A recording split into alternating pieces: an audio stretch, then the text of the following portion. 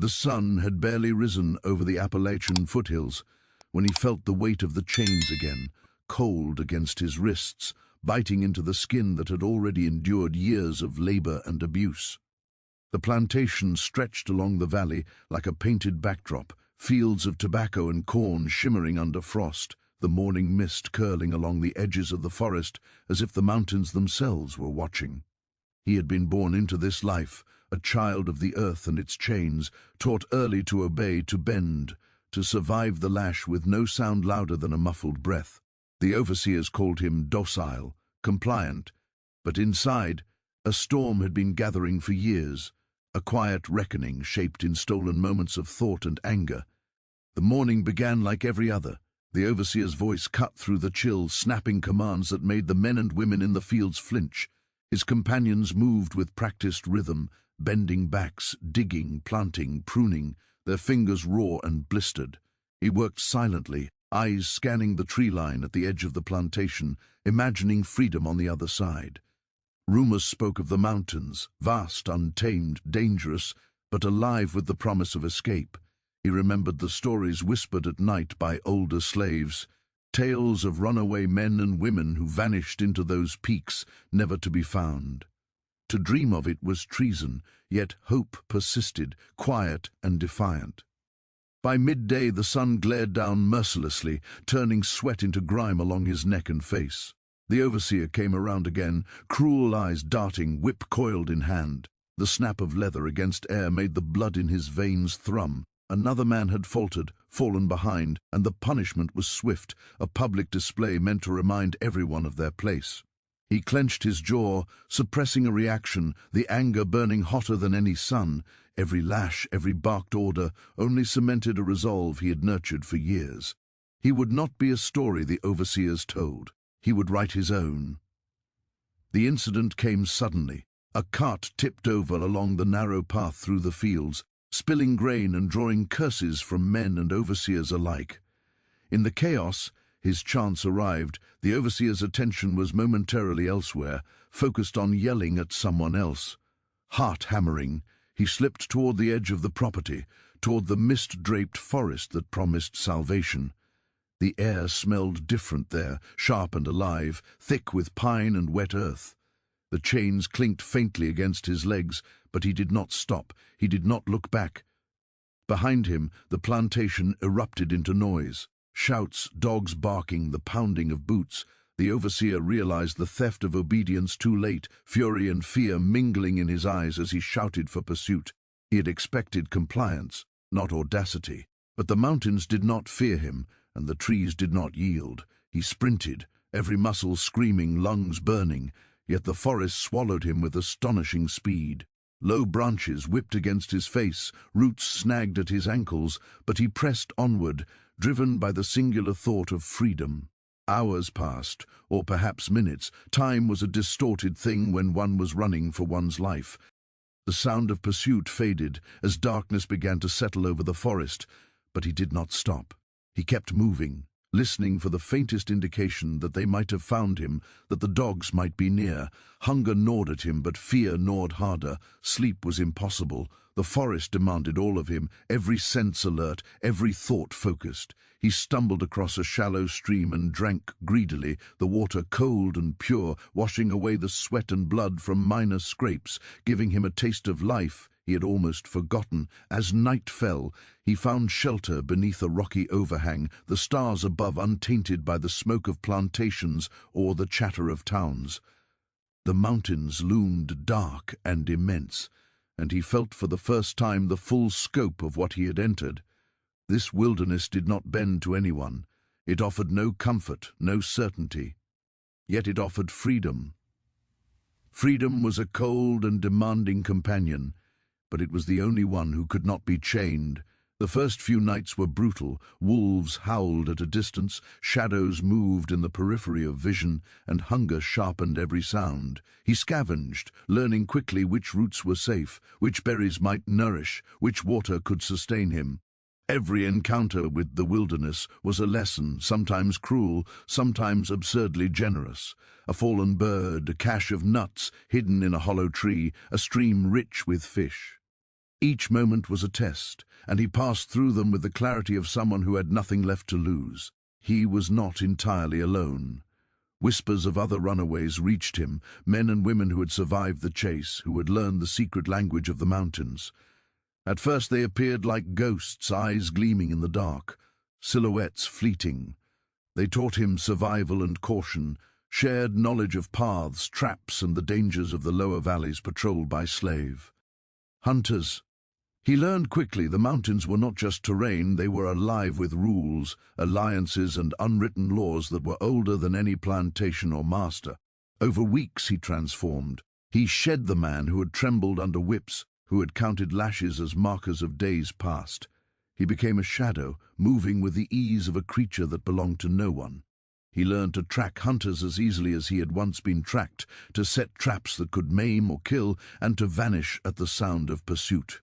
His name became irrelevant. He was simply the ghost of the mountains, the thing parents whispered warnings about.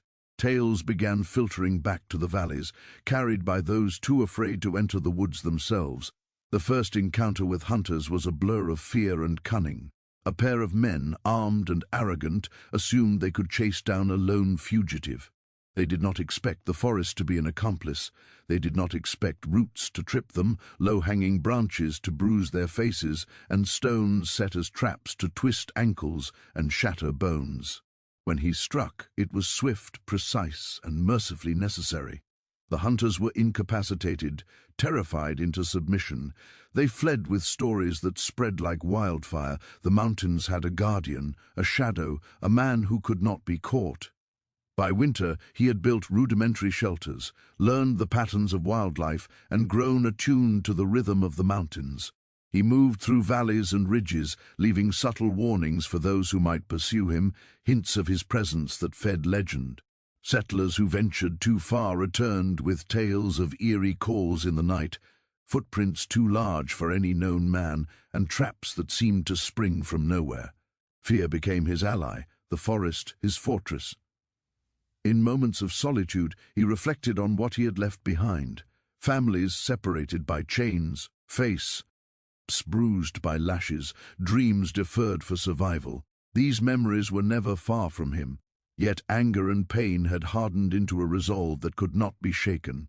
Each step he took in the wilderness was both escape and revenge, a reclamation of the body, mind, and spirit that had been controlled for so long. He understood that survival alone was not enough. To endure was to assert a presence that the oppressors could never erase. His skills grew sharper with every encounter. He learned to read the wind, to interpret tracks, to predict movements of those who thought themselves clever. Each night, when he listened to the forest settling into darkness, he heard not just the cries of wolves or owls, but the distant echo of injustice, a reminder that his actions were a continuation of a story larger than any single person. The mountains demanded respect, and he earned it through persistence, intelligence, and the capacity for swift, unyielding action. The legend began to take shape long before it had a name. Valley communities whispered of a figure who could strike without warning, who freed captives when it suited him, and who left those who pursued him empty-handed and fearful. Plantation owners began to reconsider the reach of their authority, realizing that the mountains offered sanctuary to those they had always considered property. Slave hunters refused to enter passes and ridges that had once been routine pathways, afraid of a man who moved like smoke and struck like lightning. Stories spread not just of fear, but of respect.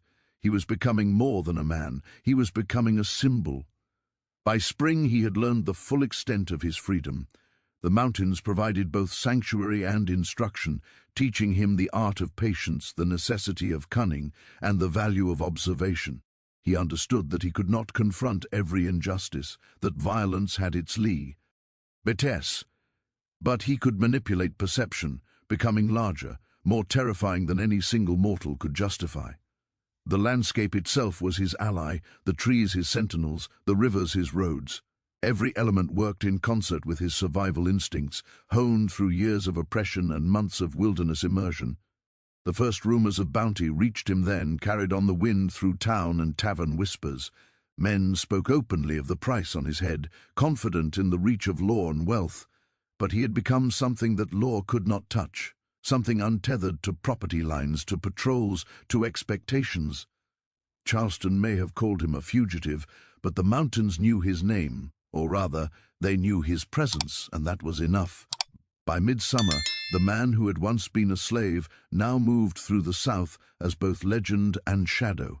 He had escaped chains, survived hunger, outwitted hunters, and claimed the wilderness as his domain. His past, with all its pain and suffering, had forged him into something formidable. And in the whispers of Charleston's valleys, in the frightened tones of those who dared speak of him, he had already become immortal. The mountains had claimed him, but in claiming them, he had claimed himself.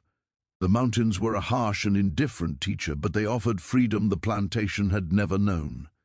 He awoke beneath a low overhang, the first cold light of dawn filtering through the trees, illuminating the frost that clung stubbornly to the undergrowth. His body ached, every muscle protested, but he had survived the first night. Survival, he realized, was no longer about bending to the whims of another man. It was about listening, observing, and moving as if the forest itself had whispered the rules to him. The chains he had carried were gone, buried in the mud of the river, but their memory lingered like a scar that burned quietly in his mind. The first challenge was food. Hunger was immediate, urgent, and relentless. He scanned the forest floor, picking through leaves, roots, and the occasional berry, learning the difference between life-giving plants and those that would have sickened him. Streams offered water, but they carried dangers too. Currents hidden beneath deceptive calm, the faint traces of men who might still be hunting him. Every step was a calculation, a negotiation with the wilderness that demanded both respect and cunning. Nightfall brought safety under the dense canopy, but he knew that darkness held predators as well, some with fur, some with human hands and firearms. He began to move with purpose, tracing patterns through the ridges and valleys, learning the contours of his new domain. Each ridge was a lookout, each hollow a potential trap. He noted the habits of animals, the signs of human presence, the subtle shifts in the wind that carried scents from distant plantations. With every passing day, his body strengthened, his senses sharpened, and his understanding of the forest deepened. The mountains became a map he memorized not with paper, but with instinct. And in that process, he began to change. The man who had been bent beneath the lash and confined within fences was becoming something else entirely, something dangerous to those who would have captured him. It was not long before he encountered others who had fled the chains of society. At first, they were ghosts in the shadows, glimpses of movement through fog, figures watching silently from tree lines, voices carried on the wind. They were not friendly, at least not at first. Each had survived by cunning and suspicion, their trust earned only through demonstration of skill and restraint. He observed, learned, and adapted. They taught him to hunt, to trap, to move silently, to become invisible when necessary. In return, he shared what he knew, the skills of patience, endurance, and quiet strategy honed during years of subjugation. Through them, he learned more than survival. He learned that the mountains were a place of both refuge and power. He discovered hidden passes, caves for shelter, and vantage points from which he could observe the valleys below. He understood that fear was a weapon as potent as any rifle. Settlers and slave hunters who ventured into these woods were vulnerable, unprepared for a force that knew every tree and rock. The mountains had no allegiance to law or custom. They responded only to knowledge, skill, and the will to survive. And slowly, he molded himself into that will. The first confrontation came almost predictably. A pair of hunters entered a narrow gorge at dusk, speaking too loudly, careless of the terrain. He watched from above, noting their movements and estimating their skill. They carried weapons, but they lacked understanding. He set a simple trap, a tripwire hidden beneath leaves, a weighted log poised to unbalance anyone foolish enough to pass blindly. When they stumbled, he struck silently, disarming them, leaving them shaken but unharmed enough to flee. The incident was a lesson as much for him as for them. Fear could be planted, nurtured, and harvested. And so it began, his reputation growing before anyone even knew his name. Winter approached, bringing with it new challenges. Snow blanketed the ridges, transforming familiar paths into potential death traps. Hunger intensified, forcing him to hunt more carefully, ration more wisely. He discovered that the land itself could provide if he paid attention, tracking deer, identifying frozen streams that hid fish, finding caches of roots that could sustain him. Nights were spent beside small fires, the smoke carefully controlled, the flames low, his breath forming clouds that dissipated quickly into the icy air. Even in solitude, he felt the eyes of the mountains upon him, a constant reminder that survival required humility as well as cunning. As the seasons turned, he honed skills that made him more than a survivor. He learned to read the signs of approaching humans, footprints partially hidden by wind or snow, broken twigs, the faint smell of smoke from a distant campfire. He learned to set ambushes, not with cruelty, but with efficiency, capturing supplies, intercepting pursuers, leaving them alive to spread fear. The legend began to take shape quietly, whispers traveling down valleys and along trails carried by those who had glimpsed him or survived encounters. To the enslaved, he became a symbol of hope. To hunters and overseers, a phantom that haunted their nights. His understanding of human psychology became as sharp as his understanding of the forest. He realized that panic was a powerful ally. A single scare could undo hours of planning, sow chaos among men confident in their control. By learning how to manipulate perception, footsteps where none existed, distant cries, traps that seemed to appear from nowhere, he expanded his influence far beyond his physical reach. The mountains themselves became instruments of his strategy, their shadows hiding more than he ever could. By spring, he had claimed a territory without borders, moving fluidly across ridges and valleys, always alert, always calculating.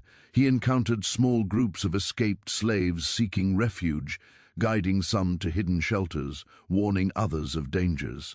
He was cautious, with trust, knowing the cost of betrayal. His moral code was simple but firm. He would protect those who sought freedom, punish those who hunted or enslaved, and remain untouchable as long as the mountains allowed it. Each action reinforced his growing legend, spreading stories that would feed fear and admiration alike. The encounters with humans became more frequent as the rumor of a mountain ghost spread. Plantation owners offered rewards, patrols were dispatched, bounty hunters traveled paths he already knew, unaware of the traps laid in anticipation.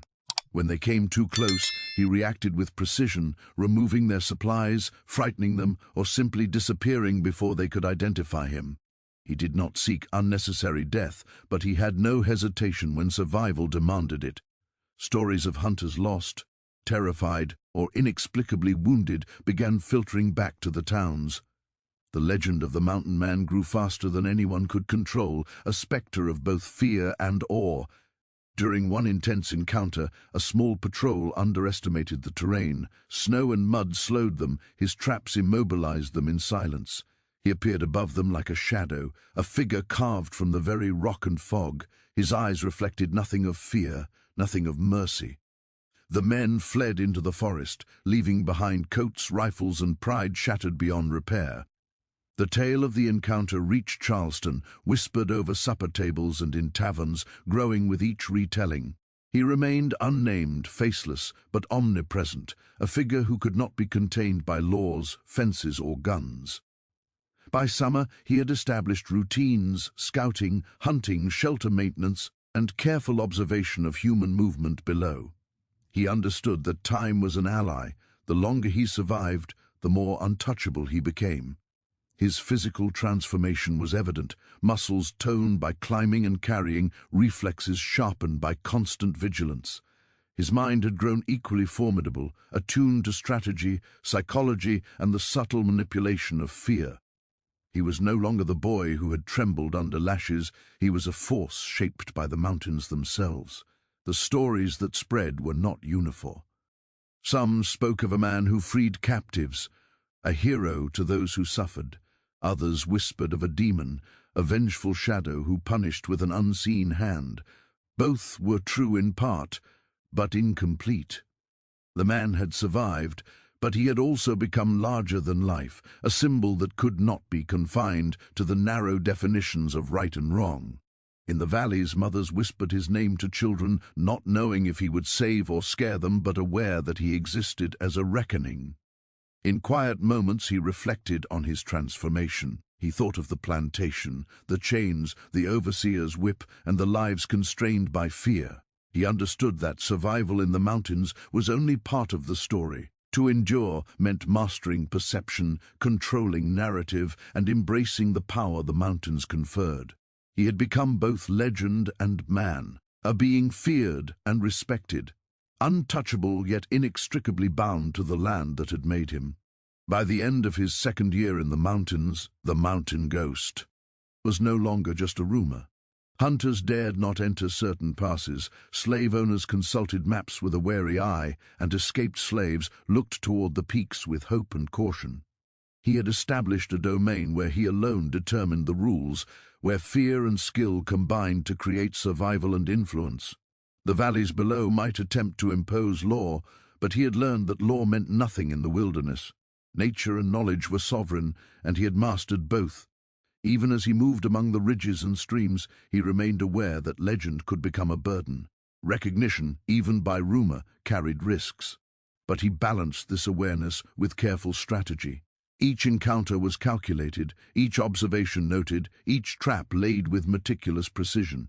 By understanding human behavior as well as he understood the forest, he ensured that the ghost remained untouchable. His story spread not through proclamations, but through the fear and respect of those who survived encounters, the whispers that traveled down mountains and rivers, the hushed tones in taverns and homes far below. And so he continued, months turning into years. The slave who had once fled chains was now the master of peaks, a spectral presence moving fluidly among the ridges and valleys, untouchable, relentless, and feared. The mountains had claimed him, shaped him, and in return he had claimed the mountains, bending them to his purpose without ever conquering their wild heart. The man who had vanished into the forest was no longer merely surviving. He was rewriting the rules of life and fear in the south. The legend of the mountain man spread like wildfire, carried on the wind from valley to valley, whispered in hushed tones over fires, in taverns, and behind the locked doors of plantation homes. His name was unknown, yet he had become a spectre that haunted the south. Parents warned their children to stay close to the village paths. Travelers hesitated at the foot of ridges, and slave catchers approached the Appalachian foothills with unease, their confidence eroded by rumors of a man who could not be caught. In the mountains, he was no longer a fugitive. He had become a force, a presence both feared and respected. He moved through the ridges with the ease of one born to the land. Every rock, every hollow, every tree was a marker in a mental map etched into his mind. The winds spoke to him in subtle whispers, carrying scents and sounds from miles away. The forest was alive with information, and he had learned to listen, to interpret, to anticipate the movements of humans and beasts alike. Each encounter with a trespasser, each trace left by hunters, only sharpened his skills and deepened his understanding of his domain. The mountains had become both refuge and weapon, a living extension of his will. The encounters with men sent to capture him were frequent and perilous. He learned to read the arrogance in their movements, the overconfidence of those who assumed that they could impose their rules upon the wilderness. They came with weapons, dogs, and pride, yet they were unprepared for a man who knew every hidden path, every treacherous slope, every trap the land could conceal. In the dense fog of a cold morning, he would watch them from high ridges, their figures blurred, their voices carrying a false sense of certainty. Then, with patience honed over months, he struck, not necessarily with lethal force, but with precision that left them humiliated, wounded, or fleeing with terror in their eyes.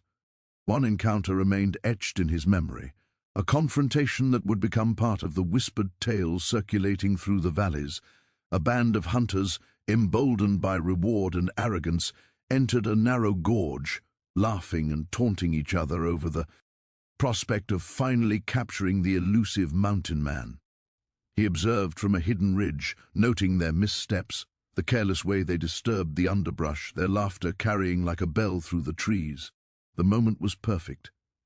He set traps that would slow them, mislead them, and instill doubt.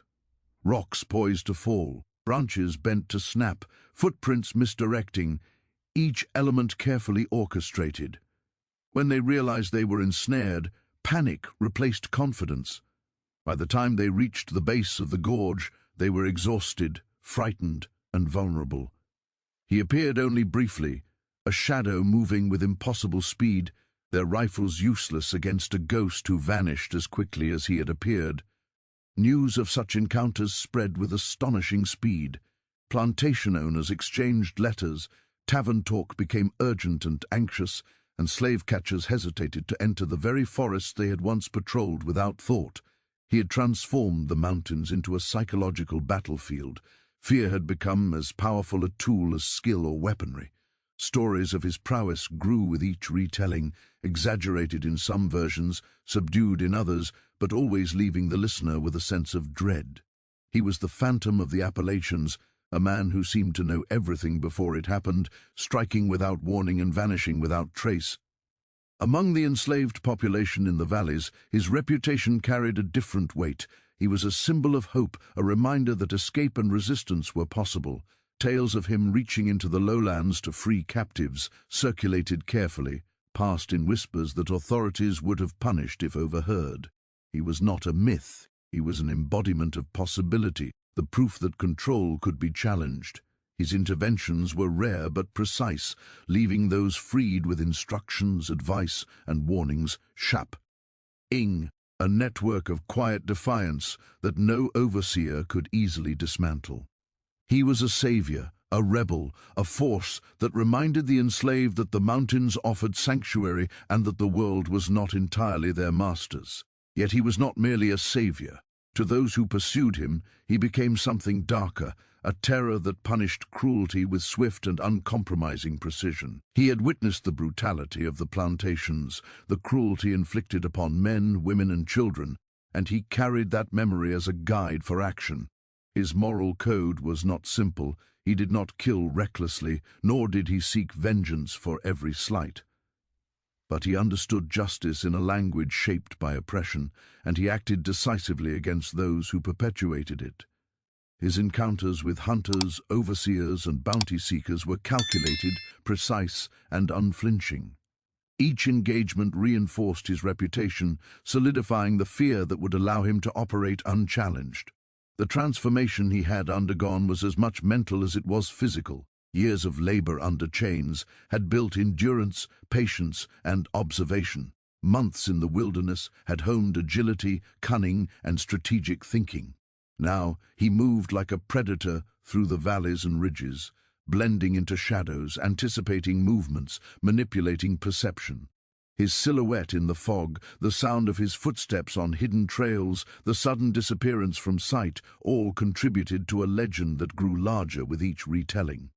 He was no longer a man in the conventional sense. He was a force of nature, a shadow that both protected and punished, untouchable and unstoppable. As his reputation solidified, the plantation owners of surrounding counties grew desperate. Rewards increased, patrols intensified, and the rhetoric in townships and meeting halls grew urgent. Yet each effort against him failed, undermined by his knowledge of the land, his careful observation, and his understanding of human psychology. Hunters learned quickly that brute force was useless. Strategy and fear were his allies. Each failure further cemented his status as a figure beyond ordinary reckoning, a ghost who could not be predicted or contained.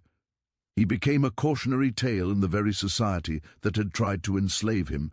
During this period, he also began to establish subtle networks of intelligence. He observed towns and plantations from high vantage points, memorizing routines, noting patrol schedules, and listening to conversations carried by wind or sympathetic informants. His interventions were selective, strategic, and impactful. A food cache here, a misdirected patrol there, the freeing of a carefully chosen captive, all served to reinforce his legend while maintaining his invisibility.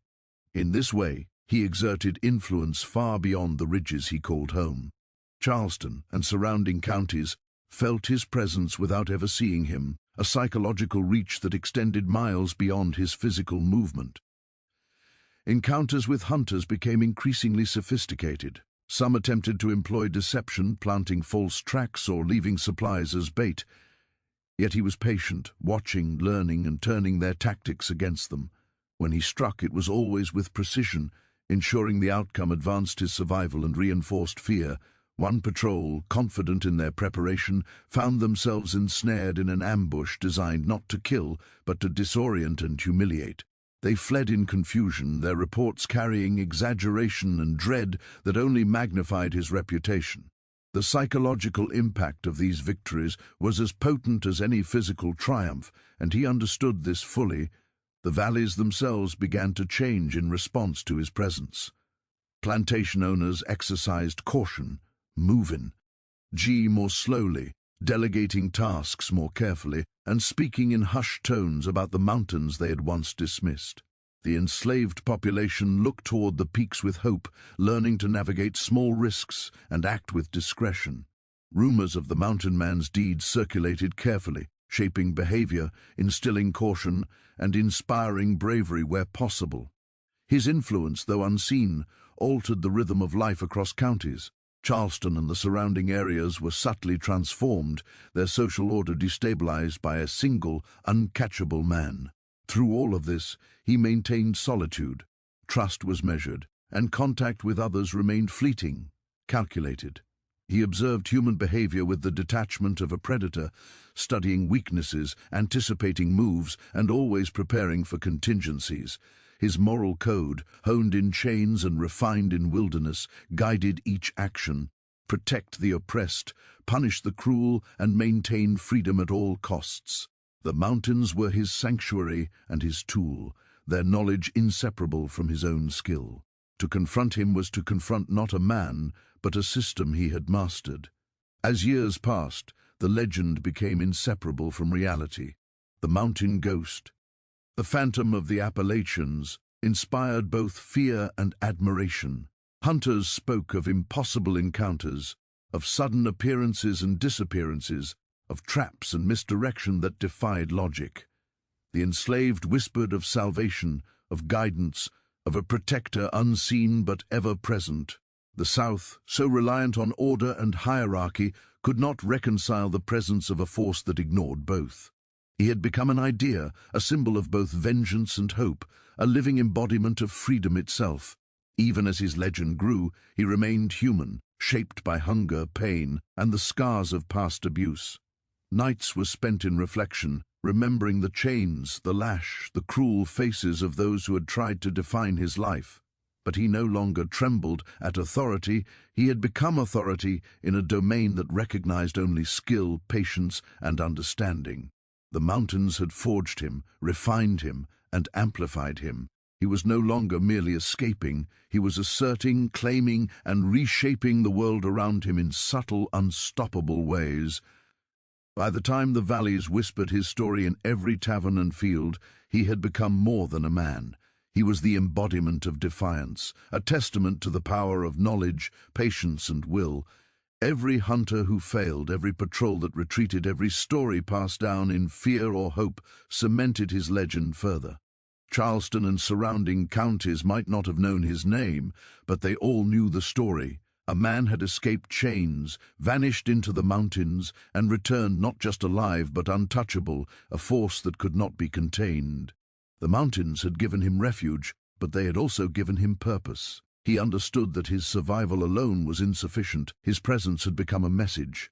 Each act of cunning, each strategic intervention, each careful observation reinforced the idea that freedom could not be suppressed. That courage could outlast cruelty, and that the oppressed could wield power in ways those in authority could never comprehend. He was a mountain, a shadow, a phantom, and in that combination lay the fear that would define him for generations. Mist hung low over the valleys, heavy with the scent of rain-soaked earth as he moved through the ridges, every step deliberate, every sense alert. Years had passed since he had fled the plantation, and in that time he had become a master of the wilderness, a shadow that haunted the South. But legends, no matter how carefully forged, attract attention, and the stories that once inspired fear in the hearts of slaveholders now drew a more organized, relentless hunt. Bounty hunters, overseers, and desperate men armed with rifles and dogs converged upon the mountains, each believing they could capture the man who had evaded them for so long. They carried confidence and arrogance, unaware that the mountains themselves had trained him for this moment. He had long since abandoned the man who had trembled under chains, shedding fear as if it were skin. His body was lean, honed by relentless climbing, hunting, and survival, every muscle attuned to sudden motion. His mind had become sharper still, learning patterns, predicting behavior, understanding the limits of human patience and pride. He knew that every man who entered these ridges carried assumptions about control and superiority, assumptions that would be their undoing.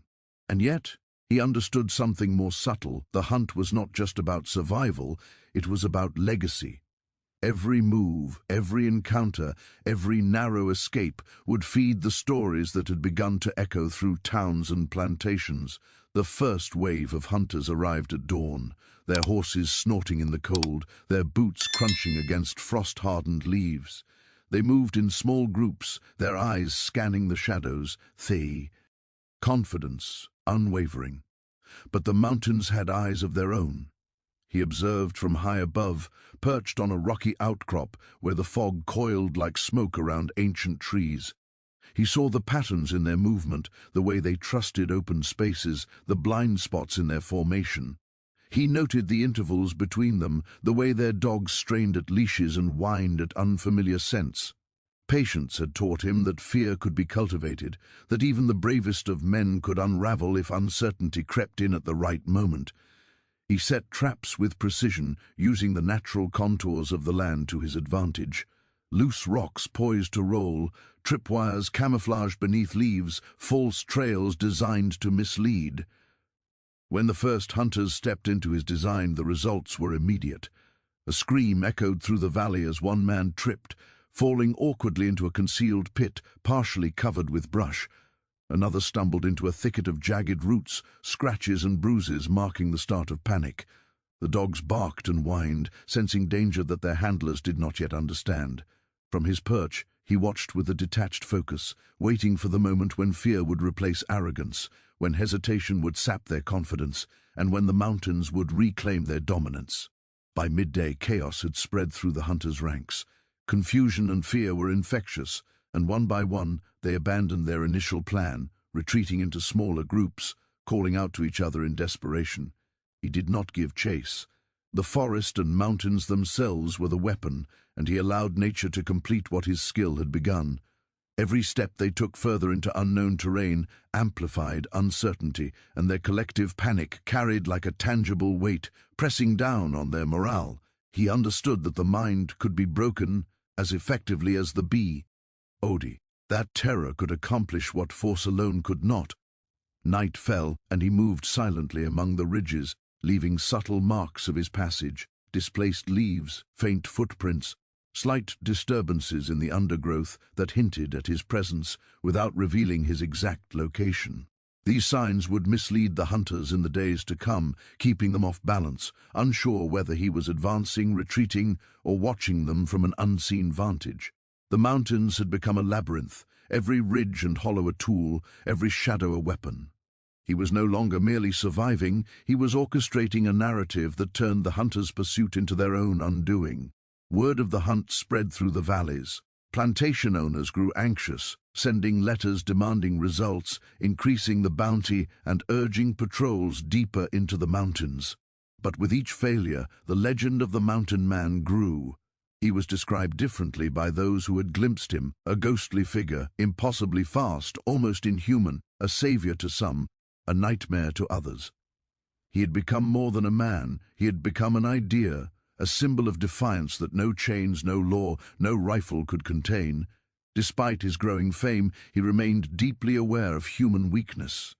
Betrayal was a constant threat. He had learned early that trust could be bought, coerced, or stolen, And one day it came.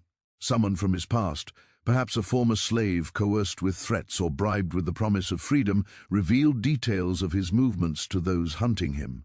The betrayal was subtle, a whispered word in a distant town, a misdirected message, but it carried enough weight to draw attention to one of his hidden camps.